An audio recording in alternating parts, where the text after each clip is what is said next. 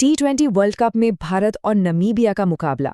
कागज पर देखें तो ये एक तरफा ही लगता है ना, लेकिन दिल्ली के अरुण जेटली स्टेडियम में जो हुआ वो उम्मीद से कई ज्यादा दिलचस्प था। ये कहानी है रनों के एक पहाड़ की और फिर एक ऐसे पलटवार की जिसने सबकी सांसें रोक दी थीं। तो हुआ ये कि कप्तान सूर्य कुमार यादव ने टॉस जीता और फैसला किया पहले बल्लेबाजी का। रणनीति बिल्कुल साफ थी, पिच को देखते हुए बाद में गेंदबाजी करना ज्यादा फायदेमंद होता। तो सोचा गया कि नामीबिया के सामने एक ऐसा स्कोर खड़ा कर दो, इतना बड़ा स्कोर कि उसका पीछा करना ही उनके लिए एक बुरे सपने जैसा बन जाए। और भारतीय ओपनर्स ने इस इरादे को सच कहूं तो पहली ही गेंद से हकीकत में बदलना शुरू कर दिया। क्रीज पर थे अभिषेक शर्मा और ईशान किशन, और नामीबिया पर हमले की शुरुआत हो चुकी थी। इस हमले को लीड कर रहे थे अभिषेक शर्मा। उन्होंने नामीबिया के सबसे अनुभवी गेंदबाज रूबेन ट्रम्पेलमैन का स्वागत किया। कैसे? पहली ही गेंद पर एक जोरदार छक्के के साथ।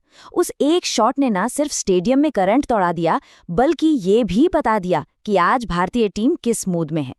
अभिषेक शर्मा इसके बाद रुके नहीं। उन्होंने अपनी वो जबरदस्त लय बनाए रखी और नामीबिया के गेंदबाजों पर पूरी तरह से हावी हो गए। और नतीजा ये कि सिर्फ 25 गेंदों में एक तूफानी हाफ सेंचुरी, इसने भारत की पारी के लिए एक धमाकेदार टून सेट कर दिया था। लेकिन देखिए, ये कहानी सिर्फ अभिषेक शर्मा की नहीं थी। भारत का हर बल्लेबाज जो भी क्रीज पर आया, वो एक ही मिशन पर था। रनों का एक ऐसा पहाड़ खड़ा करना जिसे पार करना लगभग नामुमकिन हो। जरा अभिषेक की पारी के आंकड़ों पर नजर डालिए।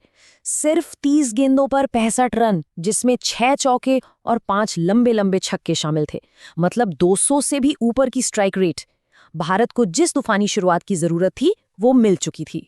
इस बड़े स्कोर की नींव असल में दो बहुत ही अहम साझेदारियों पर रखी गई थी। पहली अभिषेक और ईशान की, जिसने वो विस्फोटक शुरुआत दी, और दूसरी सूर्य कुमार और रिंकू की, जिन्होंने आखिरी ओवरों में आकर ऐसी तबाही मचाई कि नमीबिया के हौसले ही पस्त हो गए। और ये जो हमला था, ये मिडिल ऑर्डर में भी बिल्कुल नहीं रुका। ईशान किशन ने 55 रनों की एक सॉलिड पारी खेली, तो वहीं कप्तान सूर्य कुमार ने तो सिर्फ 22 गेंदों में 58 रन ठोक दिए। और फिर अंत में फिनिशर रिंकू सिंह 15 गेंदों पर 32 रन बनाकर नॉट आउट रहे। उन्होंने ये पक्का किया कि रनों की रफ्तार एक पल के लिए भी कम न हो। और इन सभी शानदार पारियों का नतीजा था ये स्कोर, 243 रन।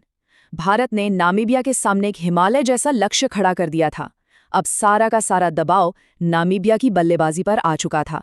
जब सब ये मान चुके थे कि मैच अब बस खत्म ही है, एक औपचारिकता बाकी है, तभी कहानी में एक ऐसा मोड़ आया जिसकी किसी ने उम्मीद नहीं की थी।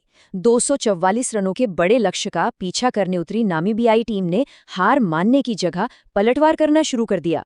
मालिन क्रूगर और जॉन फ्रेलिंग, दोनों ओपनर्स ने अर्शदीप सिंह और मोहम्मद सिराज जैसे गेंदबाजों का बड़ी बहादुरी से सामना किया।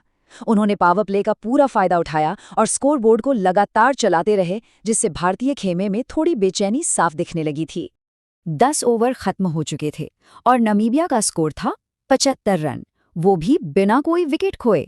जो भारतीय फैंस कुछ देर पहले जश्न मना रहे थे, वो अब एकदम खामोश हो चुके थे। स्टेडियम में एक अजीब सी शांति छा गई थी।